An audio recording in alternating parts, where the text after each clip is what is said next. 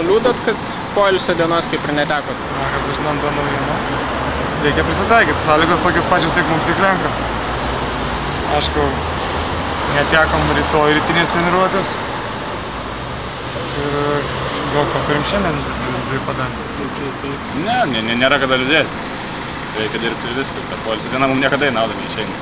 Tai vietoj poilsio dienos gavosi tokia darbinga.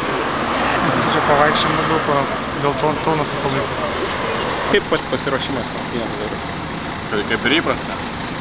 Svarbesnis tiesiog rungtynės, daugiau analizuojam varžovus ir morališkai ruošiamės labiau.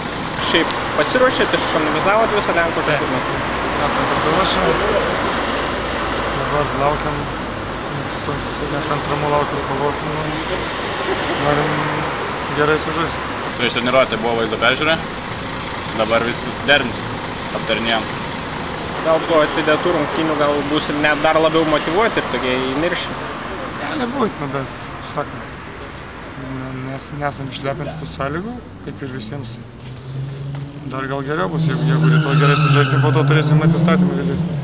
Tai rytoj jokio tokio rimtesnio pasiruošimo kaip ir nebus, tik prieš rungtynės biškai? Bus kaip svarbiausias rungtynės. Mes dar apie šeštadienį sekmadienį negalvojam. Galvojam apie rytojų. Ir šiandien dvi tas treniruotės ir ta. Bet rytoj tokios tikros treniruotės? Nebus. Rytoj mums numatyta treniruotė vakare. Supratom? Mes tą teisę nesinaudosim.